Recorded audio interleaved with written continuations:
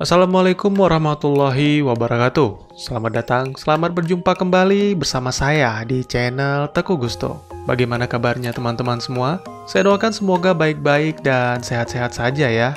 Dan bagaimana dengan alur cerita film Battleship? Mudah-mudahan bisa memberi manfaat atau minimal bisa menghibur teman-teman dimanapun berada. Di video kali ini, kita akan membahas alur cerita dari film yang sudah banyak juga di-request oleh teman-teman. Film ini berjudul The Wandering Earth. The Wandering Earth adalah film fiksi ilmiah Tiongkok yang rilis di tahun 2019, disutradarai oleh Fran Guo, serta dibintangi oleh Ku Chiu-xiao, Li Guangyi, Ng Man-tat, dan Chao Jin-mai. Berkisah tentang upaya umat manusia untuk menemukan bintang baru sebagai pengganti matahari yang hendak menelan seluruh planet di tata surya. Pasti pada penasaran kan? Bagi teman-teman yang sudah menonton filmnya atau sudah menonton rekapannya di channel lain, sangat disarankan untuk menonton lagi, karena mungkin saja kalian akan mendapatkan pengalaman yang berbeda di channel ini. Baik, daripada berlama-lama, mari kita langsung saja ke ceritanya. Film dimulai dengan sebuah penjelasan bahwa tidak ada yang peduli dengan bencana yang terjadi akhir-akhir ini, seperti kebakaran hutan, kekeringan, punahnya salah satu spesies makhluk hidup, bahkan lenyapnya salah satu kota di dunia. Hingga semua orang menyadari suhu matahari meningkat serta ukurannya pun semakin membesar. Menurut perkiraan ilmuwan, dalam 100 tahun ke depan, matahari akan menelan bumi. Kemudian, 200 tahun selanjutnya seluruh planet di dalam tata surya akan benar-benar hilang. Maka dari itu umat manusia bersatu dan membentuk sebuah pemerintahan global yang disingkat dengan UAG untuk menyelamatkan planet bumi dari kehancuran. Pemerintah merencanakan sebuah program untuk menggerakkan bumi ke sistem tata surya baru yang berjarak 4,2 tahun cahaya. Program ini dinamakan The Wandering Earth Project. Umat manusia akan mengerahkan seluruh sumber daya untuk membangun 10.000 mesin pendorong, atau disebut dengan mesin bumi, yang dibangun di permukaan planet. Dengan tinggi 11.000 meter, serta telah disediakan 150 triliun ton tenaga pendorong. Selama 30 tahun, umat manusia juga membangun stasiun antariksa internasional yang berjarak 100.000 km dari bumi. Nantinya stasiun ini akan terus berkomunikasi dengan orang-orang yang ada di bumi untuk memberikan peringatan dalam hal navigasi. Tiongkok sendiri mengirimkan 11 astronot yang berpengalaman dan juga 709 orang teknisi yang telah lulus dari seleksi. Liu Peiqiang adalah salah satu dari astronot Tiongkok yang dikirimkan ke Stasiun Antariksa Internasional. Karena istrinya telah tiada, Peiqiang menitipkan anaknya yang berumur 4 tahun kepada mertuanya Han Xiang. 17 tahun pun berlalu, sejak bumi memulai perjalanannya menjauhi matahari, suhu planet itu turun hingga mencapai minus 70 derajat Celcius. Diberitakan bahwa kelompok pertama navigasi yang dulunya dikirim ke stasiun antariksa akan segera kembali. Peiqiang adalah salah satunya. Akhirnya dia bisa pensiun dan kembali bertemu dengan keluarganya di bumi. Tetapi ada sesuatu yang dikhawatirkannya, karena sesaat lagi bumi akan memasuki orbit Jupiter. Untuk meninggalkan tata surya, bumi terpaksa melewati Jupiter untuk memanfaatkan gravitasinya. Pastinya hal ini akan sangat berisiko menyebabkan kedua planet itu akan bertabrakan. Oleh karena itu, sebuah robot AI yang disebut dengan MOS mengaktifkan protokol 3 untuk peringatan bencana dan segera melaporkan kondisi ini kepada pemerintah. Sementara itu di bumi, tepatnya kota bawah tanah Beijing, Liu Qi sudah tumbuh menjadi pemuda yang cerdas. Kehidupan di bawah tanah membuatnya sangat jenuh, sehingga memutuskan untuk pergi ke permukaan bumi. Dia juga mengajak Han Doudou ikut bersamanya, karena mereka memiliki cita-cita yang sama. Hanya orang-orang tertentu yang bisa mencapai permukaan. Mereka biasanya adalah para pekerja, ilmuwan, dan petugas keamanan.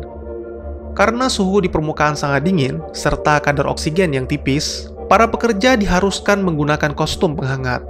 Oleh karena itu, Liu Qi mengumpulkan tabung balon penyelamat sebagai biaya sewa pakaian termal selama 1 hari, serta memasukkan ID card pekerja. Sayangnya Doudou tidak sengaja menyinggung niat Liu Qi yang tidak akan mengembalikan kostum itu, sehingga membuat Yige marah dan memerintahkan anak buahnya menangkap Liu Qi. Beruntung Liu Qi meledakkan balon penyelamatnya dan berhasil melarikan diri.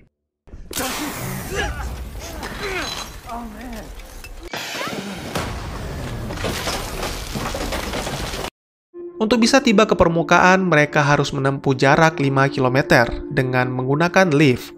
Ternyata pada tahun ini, suhu di permukaan kembali menurun hingga minus 84 derajat Celcius. Setelah sampai di atas, mereka melihat ibu kota Beijing yang dulunya sangat megah, kini tertutup lapisan es dan salju. Selain itu, Liu Qi dan Dodo melihat secara langsung benda yang disebut dengan mesin bumi. Liu Qi menjelaskan bahwa para pekerja bertugas menambang pegunungan untuk memperoleh bahan bakar. Dan mesin yang dilihat oleh Dodo bukanlah apa-apa dibandingkan dengan mesin torsi yang berada di garis khatulistiwa. Tujuan mereka adalah stasiun persediaan yang berjarak kurang lebih 5 km lagi. Setelah itu, Dodo akan dipulangkan dengan menggunakan transporter lain, karena belum waktunya bagi gadis itu untuk meninggalkan kota bawah tanah. Tiba-tiba saja di depan mereka sedang diadakan razia. Mereka pun langsung ditahan di sebuah pos atas tuduhan pencurian kendaraan dinas dan menggunakan SIM yang bukan miliknya. Di sel tahanan, mereka bertemu dengan pemuda bernama Tim yang mengaku blasteran Cina dan Australia. Beberapa jam kemudian, Han Xiang sang kakek datang untuk menjamin kebebasan cucunya. Alih-alih membebaskan Liu Qi dan Dodo, malah Han Xiang yang ditahan karena dianggap melakukan suap. Saking marahnya, Han Xiang menghajar Liu Qi yang telah mengajarkan adiknya mencuri. Ketika Liu Qi memukul dinding untuk menghentikan ocehan Tim, seketika dinding sel itu retak disertai dengan gempa dahsyat. Hal yang sama juga terjadi di wilayah kota bawah tanah, sehingga menimbulkan korban jiwa.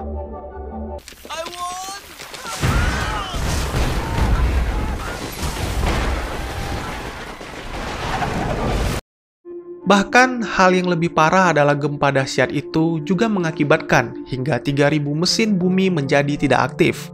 Moss melaporkan bahwa semua kekacauan itu disebabkan oleh lonjakan gravitasi Jupiter.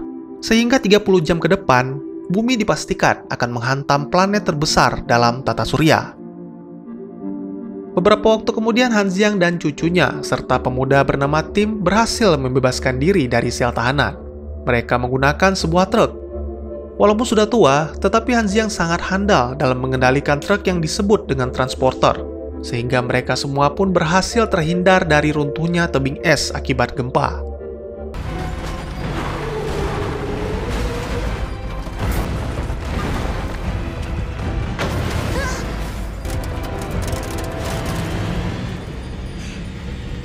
Peqiang yang merasa khawatir dengan keluarganya mencoba menghubungi Han Xiang. Tetapi sayangnya, mereka belum bisa banyak bicara, dikarenakan Moss memutus seluruh komunikasi demi menjalankan mode hemat daya dan memulai proses hibernasi untuk seluruh astronot. Untuk mengatasi mesin-mesin pendorong yang tidak berfungsi, para petugas diperintahkan bekerja sama untuk mengaktifkan kembali mesin-mesin tersebut dalam waktu maksimal 36 jam. Karena melihat transporter Han Xiang tidak membawa muatan, para petugas penyelamat pun memberhentikan mereka dan memberikan tugas untuk membawa pemantik mesin bumi ke daerah Hangzhou. Dipimpin oleh Kapten Wang Li, mereka akan melewati celah tebing yang berada di kota Shanghai. Di sana Han Xiang menceritakan masa lalu umat manusia, di mana saat itu mereka disibukkan dengan uang dan tak ada yang mempedulikan matahari. Sementara itu saat Liu Peqiang hendak memulai proses hibernasi, dia mendapatkan laporan dari Moss bahwa saat ini keluarganya sedang berada di Shanghai dan tergabung dalam misi penyelamatan. Peqiang mengetahui bahwa misi ini sangat berbahaya. Oleh karena itu, dia menghubungi Wang Li untuk mengantarkan Liu Qi yang berstatus warga sipil ke lokasi pengungsian. Sayangnya, karena gravitasi Jupiter semakin kuat sehingga membuat komunikasi pun terganggu. Menurut laporan Moss, gravitasi Jupiter juga sudah mulai menarik atmosfer bumi, serta membuat seluruh daratan kembali berguncang. Secara tiba-tiba, Moss mengambil alih kendali atas stasiun antariksa dan menjalankan prosedur evakuasi. Selain itu, Moss juga membuat Peqiang tertidur dengan melepaskan gas obat penenang. Hal yang benar-benar di luar dugaan. Apa yang sebenarnya terjadi? Kembali ke Liu Qi dan tim penyelamat. Sangat disayangkan, saat gempa terjadi mereka masih berada di celah tebing, sehingga menyebabkan transporternya terjebak. Wang Li pun segera meminta semuanya meninggalkan transporter untuk menyelamatkan diri dengan menggunakan balon pelindung. Tetapi tidak dengan Wang Li dan timnya. Mereka lebih dulu mengutamakan pemantik, karena benda itu satu-satunya harapan umat manusia untuk menghentikan semua bencana yang diakibatkan Jupiter. Setelah gempa berhenti, Wang Li meminta semuanya masuk ke dalam salah satu gedung untuk keluar dari celah tebing. Terjadi sedikit perdebatan antara Liu Qi dan tim penyelamat karena dianggap menyepelekan warga sipil demi pemantik. Akhirnya tim penyelamat pun menarik semua warga sipil sekaligus pemantiknya. Tiba-tiba terjadi retakan di sekitar gedung, sehingga membuat pengait talinya lepas. Beruntung Liu Qi dan Dou Dou telah tiba di lantai atas. Tetapi sangat disayangkan, salah satu anggota Wang Li tewas tertimpa lift, serta Han Xiang yang mati karena terjebak di lantai bawah dan kehabisan oksigen.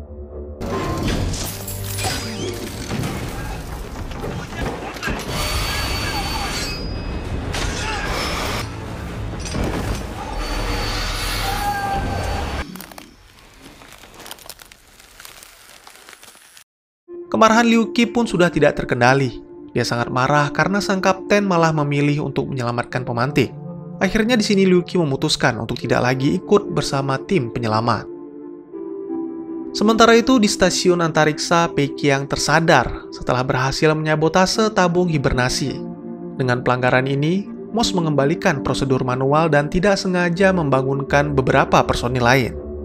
Pei Qiang menjelaskan kepada Makarov bahwa stasiun antariksa secara otomatis melakukan evakuasi dan memutuskan hubungan komunikasi ke bumi.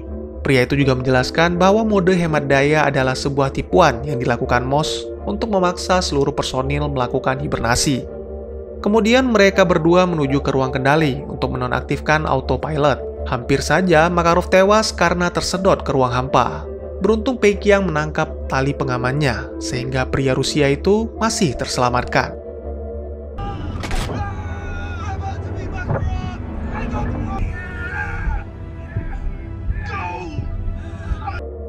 Kecerdasan MOS semakin berkembang. Mengetahui akan dinonaktifkan, robot itu melepaskan serangan yang langsung merusak helm Makarov. Akhirnya karena merasa tidak mungkin selamat, Makarov mengorbankan diri demi mendorong Pei Qiang agar dapat meraih pintu ruang kendali.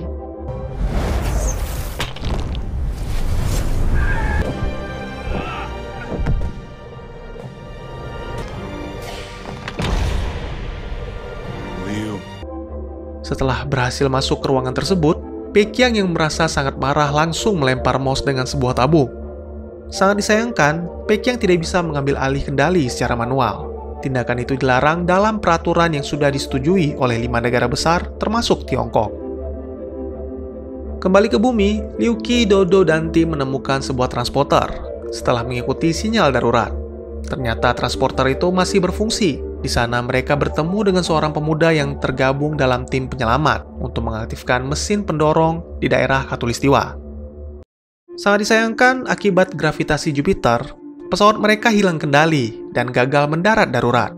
Karena Liu Qi berhasil menyalakan transporter, pemuda bernama Li Yi itu meminta Liu Qi mengantarnya ke Sulawesi untuk mengaktifkan kembali mesin torsi. Lalu mereka mendengar laporan dari Kapten Wang Li bahwa magma telah bocor hingga ke kota bawah tanah dan membuat orang-orang terjebak di sana. Sangat disayangkan, pemantik yang dibawa oleh tim Wang Li sudah tidak berfungsi. Ditambah lagi mesin bumi di Hanzhou sudah hancur terbakar. Tetapi tim Liu Qi datang dengan transporter. Kali ini mereka akan mengemban misi baru, yaitu mengantarkan pemantik ke Sulawesi.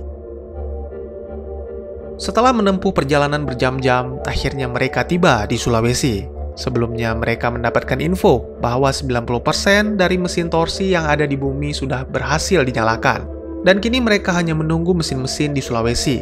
Tetapi ada hal aneh yang ditemukan Li Yi, bahwa jarak bumi dan Jupiter terus berkurang di setiap detiknya. Kembali ke Pei Qiang yang berada di ruang kendali station, di sini MOS menjelaskan bahwa dia menjalankan prosedur evakuasi secara otomatis, karena telah memperhitungkan tingkat keberhasilan dari protokol 3 sangat kecil. Walaupun mereka telah menyalakan kembali semua mesin penggerak, mesin itu tidak akan mampu untuk menjauhkan bumi dari Jupiter. Oleh karena itu, MOS mengirimkan siaran terakhirnya yang menjelaskan tentang kegagalan proyek Wandering Earth, dan untuk menjaga eksistensi spesies bumi, MOS akan menjalankan proyek Helios, di mana platform navigasi akan menjadi Bahtera Nuh yang mengangkut 300.000 embrio, 100 juta bibit tanaman pokok, serta DNA dari semua hewan-hewan yang dulunya hidup di bumi. Selain itu juga ada perpustakaan digital tentang peradaban manusia untuk meningkatkan keberhasilan hidup di planet baru. Seluruh umat manusia merasa sangat kecewa dengan siaran dari MOS. Mereka merasa terbuang dan ditinggalkan. Dalam 7 hari bumi akan bertabrakan dengan Jupiter. Bahkan belum tentu seluruh manusia bisa menyaksikan hal itu. Jika seluruh atmosfer tersedot ke Jupiter, kepunahan manusia akan terjadi dalam beberapa jam lagi. Tiba-tiba saja Liu Qi mengingat masa kecilnya bersama sang ayah saat memperhatikan Jupiter dengan menggunakan teleskop. Ayahnya menjelaskan bahwa Jupiter sama seperti balon gas raksasa, yang mana 90%-nya adalah hidrogen yang merupakan bahan bakar roket. Saat ini Jupiter telah menyedot atmosfer bumi yang berisi sekitar 30 miliar liter oksigen. Maka Liu Qi mengusulkan membakar campuran hidrogen dan oksigen di Jupiter untuk menciptakan ledakan yang bisa mendorong bumi menjauh. Ide brilian ini akan dikombinasikan dengan kemampuan Li Yi untuk memodifikasi mesin pendorong. Walaupun sama saja dengan bunuh diri, tetapi ide itu lebih baik daripada hanya duduk dan menunggu kematian. Beberapa waktu setelah Li Yi menjelaskan semua rencananya, mereka pun tiba di mesin pendorong Sulawesi. Ternyata semua petugas di sana telah dievakuasi, yang menandakan bahwa mereka akan berjuang sendiri. Sesuai dengan rencana yang dijelaskan oleh Li Yi, pada awalnya dia akan mematikan mesin pendorong. Komandan Wang dan 2 orang anggotanya akan membuka pengait secara manual, serta Liu Qi dan tim akan memasangkan pemantik. Mesin pendorong memiliki 7 pipa yang mengeluarkan energi. Ketika semua sudah siap, Li Yi akan mengumpulkan energinya melewati 1 pipa, sehingga bisa melepaskan energinya lebih jauh. Pastinya tidak akan mudah untuk bisa memodifikasi mesin sebesar itu dengan jumlah mereka yang sangat terbatas. Akhirnya mau tidak mau, cara manual pun harus dijalankan. Keadaan pun menjadi lebih sulit ketika gravitasi Jupiter semakin membesar, sehingga membuat fasilitas tersebut mulai runtuh. Kemudian Dodo menggunakan kode sambungan darurat milik kakeknya menghubungi Liu Peiqiang dan menjelaskan rencana mereka untuk membakar gas di planet Jupiter. MOS yang mendengar percakapan Dodo dan Peiqiang menjelaskan bahwa rencana itu sudah pernah diajukan oleh tim penyelamat dari Israel, dan setelah dihitung tingkat keberhasilannya adalah 0. Tetapi Peiqiang berharap Dodo tidak menyerah. Atas izin dari pemerintah, pesan dari Dodo untuk meminta bantuan tersiar ke seluruh dunia, sehingga harapan umat manusia yang hancur pun kembali bangkit. Selain itu, Peiqiang juga membantu untuk mengarahkan mesin torsi ke puncak Jupiter agar ledakan yang ditimbulkan semakin besar. Tak lama kemudian, Lo He berhasil memodifikasi hardware mesin pendorong. Di tempat lain, Liu Qi juga berhasil menutup bilik setelah memasukkan pemantiknya. Dan berkat Dodo, Kapten Wang dan timnya mendapatkan bantuan dari tim penyelamat di seluruh dunia untuk membuka kunci pipa secara manual. Lalu mesin pendorong pun diaktifkan oleh Li Yi dan energi dahsyat yang dikeluarkan dengan cepat langsung mengarah ke Jupiter.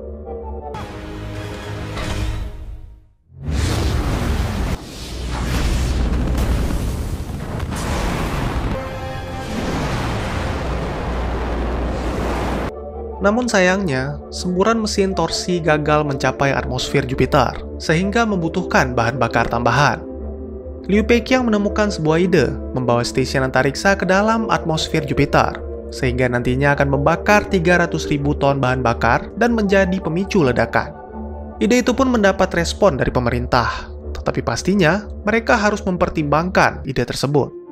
Lagi-lagi MOS mengambil tindakan untuk melindungi proyek Helios. Secara tiba-tiba, robot itu memutuskan kontak Liu Peiqiang dengan pemerintah bumi. Hal ini membuat pria itu sangat marah, sehingga mematikan semua sistem pemadam api dan membakar MOS dengan alkohol dari Makarov. Happy New Year.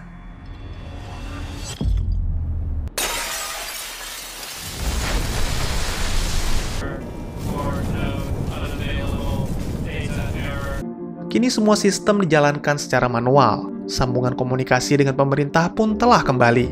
Para pemerintah bumi memutuskan untuk menyetujui ide Liu Peiqiang.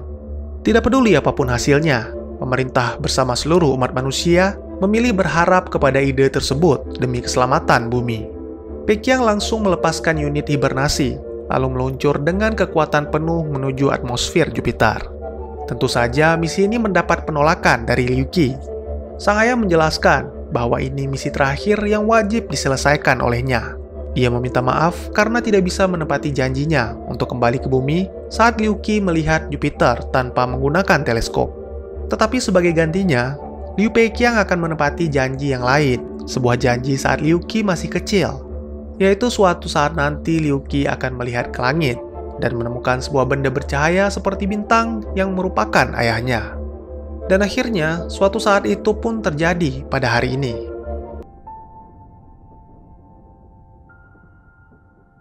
Tak lama kemudian, atmosfer Jupiter mulai terbakar dan gelombang ledakan akan menuju ke bumi dalam waktu sekitar 7 menit. Semua personil tim penyelamat diminta untuk berlindung di bawah tanah agar tidak terkena ledakan. Setibanya Liu Qi dan tim ke ruang kontrol, mereka menemukan Kapten Wang Li yang terjepit reruntuhan karena menyelamatkan Dodo. Karena sudah tidak ada waktu lagi, Wang Li meminta Liu Qi dan timnya meninggalkannya dan membawa Dodo bersembunyi di bawah mesin. Gelombang ledakan pun menghantam bumi, hingga dengan cepat membuatnya menjauh dari Jupiter.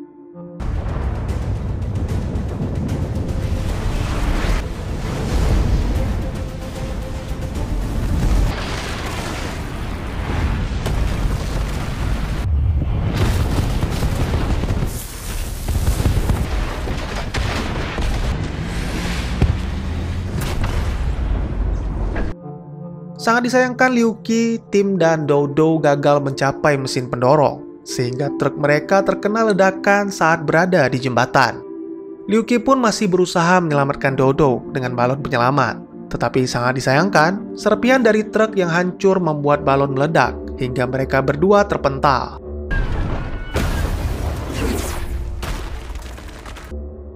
Di saat-saat terakhir, ditampilkan Liu Qi membeku karena kostum termalnya mengalami kerusakan.